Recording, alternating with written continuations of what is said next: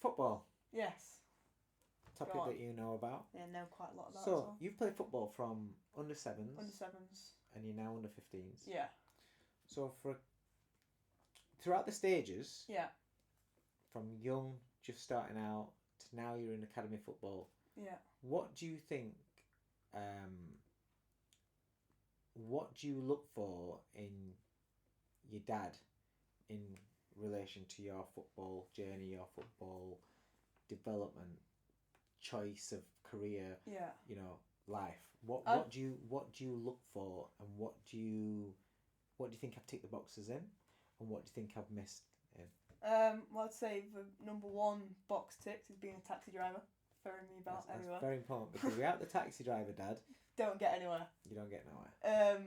But I'd also say support and giving advice, because after a game we'd always have a debrief, wouldn't we? And the number one question straight away would be, did you enjoy it? And I think that's the main bit from, especially when you're younger as well, even going through to age now, is you have to enjoy it to, like, sort of, not every game's going to go your way. Yeah. But the main thing is you're still enjoying it, and it's not a chore to go and play. So yeah, that's a big one. And then also just the sort of advice and feedback from a game. So like things I could have done better, but then also things I've done good. So then I know, right, I've ticked that off, and then I can push on and build from that in a way. So when we do a debrief, the way that I always did it was, what do you feel that you did well? Yeah. And then I'd say at the end of it, is there anything that you felt that you could have done better? Yeah. And from my recollection of that, I want to know that it goes with what you remember of that. How would you remember those conversations? I would remember them being very beneficial to me. In what way? Especially because because obviously when you're playing and when you're watching, it's a completely different thing. Right. So it's like when you're playing, you have sometimes a different perspective on how the game's going. Right. So sometimes you might think, oh, I've not done that great. But when someone's actually watching it, they think, oh, you did that really well. So then it's like, so it's actually different from when I'm playing. Then also it can be the opposite way around.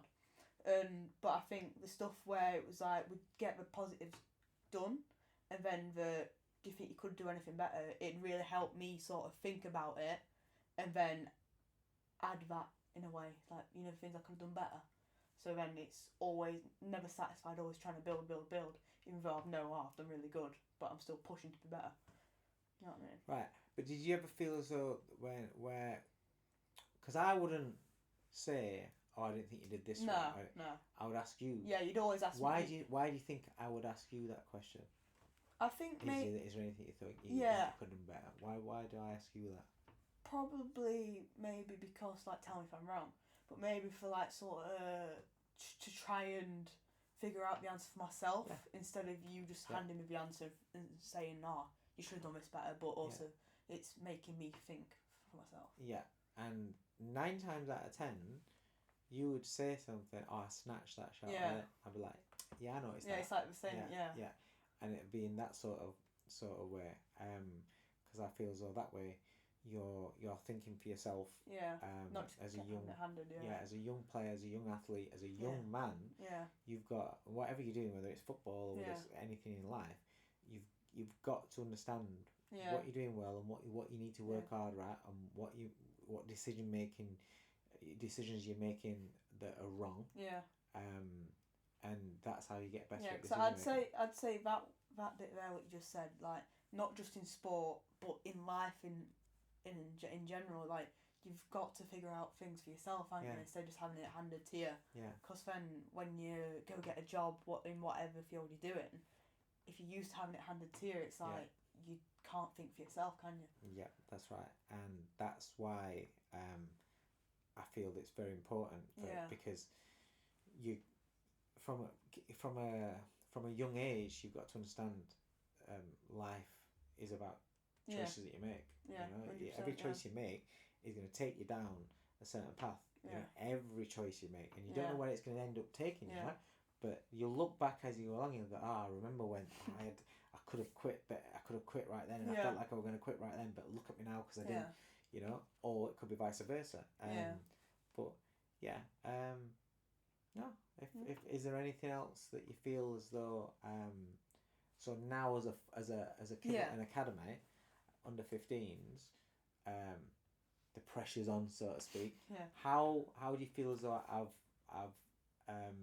tried to get you to be in terms of handling the pressure, the outside pressures and things like what have you took on board from things that I've said to you? I'd say that obviously from a young age, it's like you've always said to me, oh, if you ever feel like stuff's getting on top of you, like talk to me. Yeah. And I feel like that's helped because especially obviously when you're getting older, football starts becoming competitive. I think it's under 13s now, isn't it? Yeah. 11 aside, and it's like then because obviously me and you've always communicated. It's like we've always solved a problem together, and I feel like that's a real important part of your journey as a kid, having a parent to then go and talk to, and also in a way you've like sort of always told me that it's a game of opinions in a way, isn't it? Yeah. So it's like my opinion's going to be different to someone else's who's watching the game. So it's like that in a way. That is how it sort of prepared me for it, and also when pressure is on, it's like I know how to deal with it in a way. Do you feel pressured in any way? No. What do you mean, like in football? Do you feel pressure when you're playing? Do you feel pressure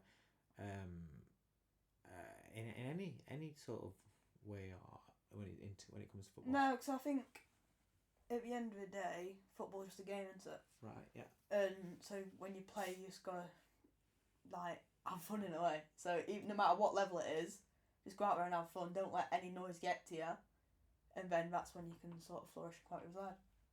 It's good. It's a good answer. Yeah. I like that. What about outside of football? Do you feel pressure as a 14-year-old kid going to school every day? You know, you hear things on the news. You hear things, you know, amongst your peers. Yeah. Do you feel any sort of way about that? Me personally, no. But I know kids who do, and they've sort of been dragged down that path, the bad path, where it's like getting involved in bad stuff in like gangs and stuff like that. So that you're talking about peer pressure, yeah. Right. I'd say my age, probably from like year 9 onwards, peer pressure is a big thing. Right. Because you sort of see like friend groups forming. Yeah. And kids who used to be really, really good kids, now just slowly turn into bad kids. And it's like, me personally, I've never sort of caved into peer pressure. But I know that some people, which is a big thing, they try and fit in or they try and impress people. And at my age, especially with girls, people try and impress them. Oh, if I do this, I'll look cool for them. Yeah. But at the end of the day, it's like, if people don't like who you are, then just get on with it. You know what I mean? I love that. Just be yourself. Yeah, I'm proud of you for that. Cheers. Yeah. No, that's good. That's a good little chat. Yeah, it's good that, wasn't it? I like that. Yeah. See you in the next one.